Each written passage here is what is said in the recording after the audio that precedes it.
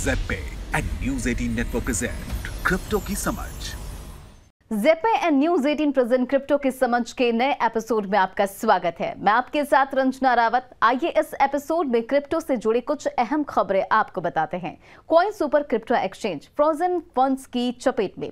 Hong Kong के एक crypto currency exchange coin super के कस्टमर्स ने आरोप लगाया कि वे एक्सचेंज से पैसे या टोकन नहीं निकाल पा रहे हैं।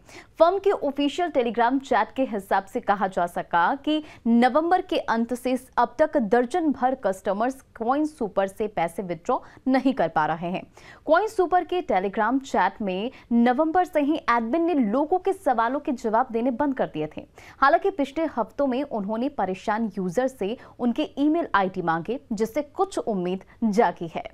एनएफटी ट्रेडिंग हब की खबरों के बीच गेम स्टॉप की बड़ी छलांग। रेडिट के cult favourite stock game stop corporation के शेयर की कीमत में 1/4 बढ़त दर्ज की गई। दरअसल वॉल स्ट्रीट जर्नल ने एक रिपोर्ट पब्लिश की जिसमें कहा गया कि कंपनी वर्चुअल गेम में कलेक्टिबल्स के लिए एनएफटीएस ट्रेडिंग पर एक ऑनलाइन हब बनाएगी और क्रिप्टो करेंसी साझेदारी भी स्थापित करेगी। इस रिपोर्ट के आने के बाद गेम स्टॉप 7.3% चलकर 140.62 यूएस डॉलर पर पहुंच गया। हालांकि पिछले साल भी कंपनी के शेयर में उस वक्त उछाल आया था जब वो ऑनलाइन फोरम पर स्मॉल इन्वेस्टर्स और वॉल स्ट्रीट हेज फंड्स के बीच जारी लड़ाई के सेंटर में था। लेकिन फिर मिड नवंबर में इसमें गिरावट का दौर जारी था, जो अब जाकर खत्म हुआ।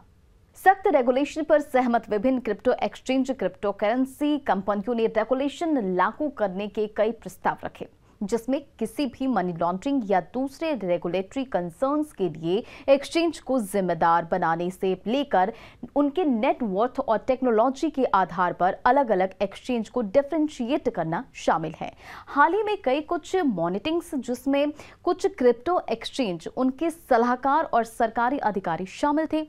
एक्सचेंज ने कहा कि वे assets and liability management, KYC और combating the financial of terrorism का मुकाबला करने के संबंध में सभी सरकारी दिशा निर्देशों का पालन करने के लिए तैयार है। 2021 में अवैध क्रिप्टो करेंसी गतिविधियों में बढ़ोतरी। ब्लॉकचेन एनालिटिक्स कंपनी चाइनालिसिस की लेटेस्ट क्रिप्टो क्राइम रिपोर्ट के अनुसार 2021 में अवैध क्रिप्टो करेंसी गतिविधियां नए रिकॉर्ड पर पहुंच गई है, जिसमें अवैध पतों पर $14 बिलियन का प्रोग्रामेबल फंड्स पहुंचा।